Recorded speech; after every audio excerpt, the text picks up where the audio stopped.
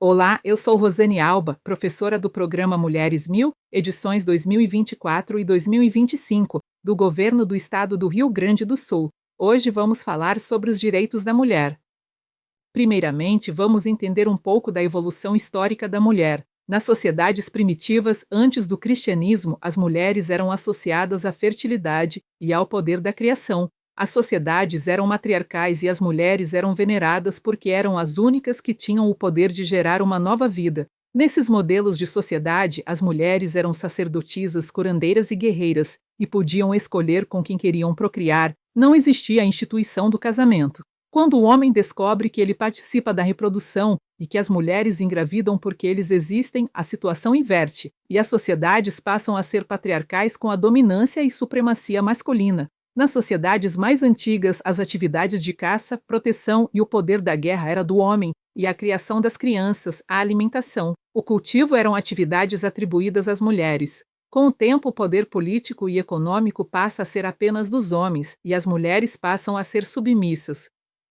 É importante lembrar que o conceito de patriarcado e da propriedade privada andam juntos. Com a evolução da propriedade privada, surge o problema da herança dos bens e, com isso, a necessidade de estabelecer uma linha sucessória. Os filhos homens passam a ser herdeiros e as filhas mulheres eram consideradas patrimônio da família para serem dadas em casamento, em acordos comerciais de interesse familiar. Então, a ideia de casamento por amor era algo inadmissível. A mulher tinha que casar com quem o pai escolhesse, e a mãe não participava desta escolha.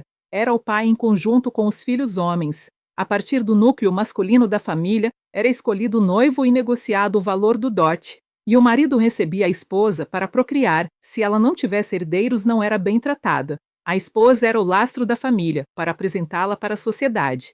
Já o amor e a diversão eram com as mulheres da vida.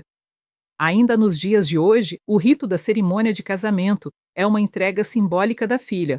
O pai conduz a noiva até um certo ponto e a entrega ao futuro marido.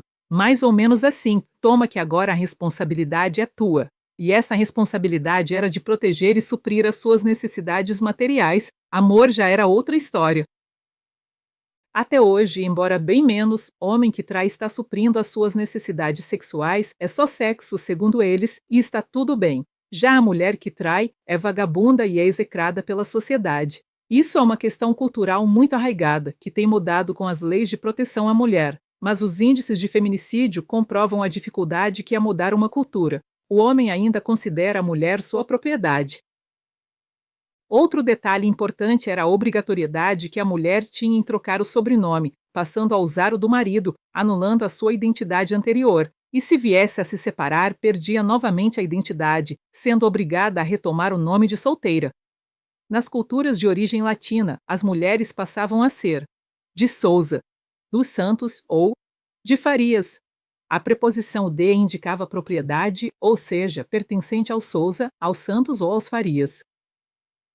Aristóteles, um importante filósofo macedônio, que viveu entre 384 a 322 a.C., na Grécia, acreditava que os seres humanos tinham alma. Mas a alma das mulheres tinha acesso limitado à parte racional da alma humana, pois elas eram mais emocionais e, portanto, inferiores.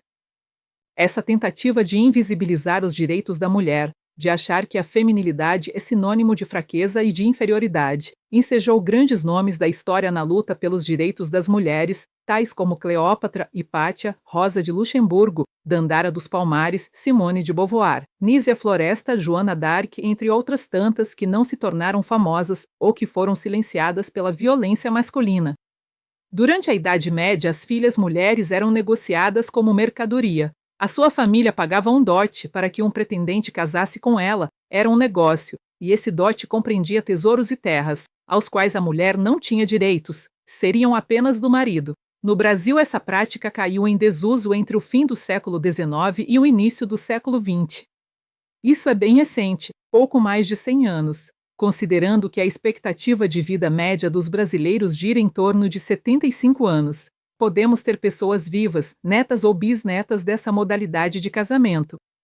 Outro dado alarmante era a idade para casar. Não existia idade mínima, de forma que as famílias casavam suas filhas, logo após a primeira menstruação e às vezes até antes. Meninas entrando na puberdade, com 12 ou 13 anos de idade, casando com homens bem mais velhos e às vezes com aparência e modos assustadores. No Brasil, a idade mínima para casar passou a ser 18 anos a partir do início do século XX. Em 2003, o Código Civil sofreu uma alteração, definindo a idade mínima para casar como 18 anos ou 16 anos com consentimento dos pais.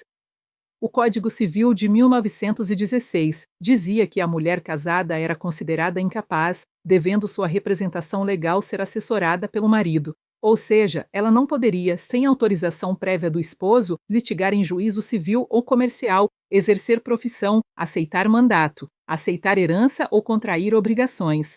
Para qualquer coisa precisava da autorização do marido e a solteira do pai. É somente em 24 de fevereiro de 1932 que a Constituição promulgada pelo presidente Getúlio Vargas confere à mulher o direito ao voto e a serem votadas. As mulheres passam a poder exercer a sua cidadania, podendo escolher seus representantes políticos e serem eleitas. A primeira mulher eleita para a Câmara dos Deputados foi Carlota Pereira de Queiroz, em 1934. As lutas pelos direitos das mulheres são bem antigas, mas se intensificaram no século XIX e início do século XX. Mas essa luta estava centrada na busca do sufrágio, ou seja, o direito de votar. Nos anos 60 do século passado surge o movimento hippie. É um movimento contracultural e surge como resposta à sociedade conservadora da época. Os hippies faziam um forte questionamento ao sistema, às hierarquias, às instituições sociais, gerando uma quebra nos paradigmas vigentes, e que provocaram mudanças profundas na sociedade. Esse movimento surgiu nos Estados Unidos e de lá se espalhou pelo mundo. Eles queriam um modelo de vida mais livre e autêntico, e isso passava pela liberdade corporal e sexual da mulher. É nesse momento que o movimento feminista ressurge e toma fôlego. A partir de 1990, as ações das feministas se ampliam, pautando causas de raça, classe social, sexualidade e outras identidades que se cruzam com o gênero feminino. Por exemplo, a mulher negra, gorda e pobre não sofre apenas violência de gênero, ela sofre racismo, gordofobia e as implicações das lutas de classe. Não tem como separar ser mulher de ser negra, de ser gorda e de ser pobre, como se houvessem 4 pessoas. Os movimentos sociais fazem com que todas as formas de discriminação conversem entre si. O maior avanço contemporâneo foi a lei federal que protegeu os direitos da mulher contra a violência doméstica, conhecida como Lei Maria da Penha. Maria da Penha Maia Fernandes é uma farmacêutica cearense, nascida em Fortaleza em 1º de fevereiro de 1945. No ano de 1983, Marco Antônio Herédia Viveros, um economista e professor universitário colombiano, com quem era casada e teve 3 filhas. Ele tentou matá-la 2 vezes, o que a deixou paraplégica. Na primeira tentativa, simulou um assalto e atirou contra ela, e na segunda tentou eletrocutá-la enquanto ela tomava banho. Maria da Penha lutou muito para conseguir que seu agressor fosse condenado, o que aconteceu somente 19 anos depois, em outubro de 2002, quando faltavam apenas 6 meses para a prescrição do crime de tentativa de homicídio. Ele foi preso e condenado a 6 anos de prisão, e cumpriu 1/3 da pena, portanto somente 2 anos, sendo solto em 2004. E hoje encontra-se livre. Maria da Penha se tornou uma ativista contra a violência da mulher. A criação de dispositivos de proteção, abrigos, Conselho da Mulher, redes de apoio e várias outras iniciativas foram frutos das lutas de muitas mulheres, inspiradas por Maria da Penha. Em 2015, uma nova lei definiu o homicídio de mulheres como circunstâncias qualificadoras do crime, alterando o Código Penal, sendo a pena para homicídio qualificado de 12 a 30 anos de reclusão, e este crime foi adicionado ao rol dos crimes hediondos. Mas é somente em março de 2023 que o STF invalidou a tese de legítima defesa da honra, sendo a pena por feminicídio de 12 a 30 anos de prisão. Os crimes realizados por ciúmes ou na alegação de traição eram justificados e perdoados. Ele foi traído, matou ela e o amante. Lavou a honra.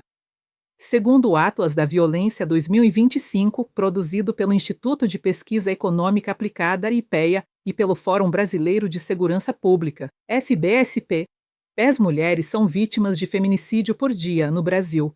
Apontou também que 68,2% eram mulheres negras ou pardas. O estado com maior índice de feminicídio é Roraima. O estado com maior registro de violência contra a mulher, somados os fatais e não fatais, é o Rio de Janeiro, seguido pelo Amazonas. E o estado com menor índice é o Piauí, sendo que 25% da população feminina sofre ou sofreu violência doméstica.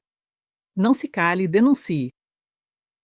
Sempre tem um caminho, sempre tem uma solução. E sempre tem pessoas dispostas a apoiar. Busque as redes de proteção, o Conselho da Mulher, a Delegacia de Polícia da Mulher, o Disque Denúncia, procure a Defensoria Pública, peça medidas protetivas. Não fique sofrendo calada ou assistindo o sofrimento de outra mulher. Quando um homem agride uma mulher, se torna um padrão de comportamento masculino, a repetição das agressões se normalizam, e o agressor vai utilizar-se de mais força a cada nova agressão, o que pode evoluir para a morte. O padrão é sempre o mesmo: o agressor bate, pede desculpas, jura que não vai acontecer de novo, às vezes traz flores e presentes e bate mais forte da próxima vez.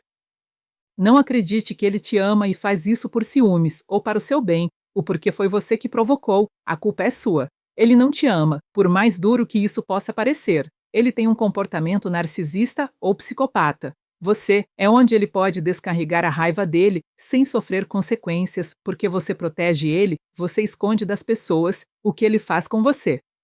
Se ele bateu na ex, bate nos filhos, grita com a mãe dele, briga na rua por qualquer coisa, maltrata os animais porque você acredita que com você vai ser diferente. É porque você acha que ele te ama. É porque você tem medo de ficar sozinha? É porque as pessoas vão falar porque é tão difícil por fim a uma rotina de abusos e sofrimento. Quem ama não bate. Quem ama não mata. Reflita. Até nosso próximo encontro.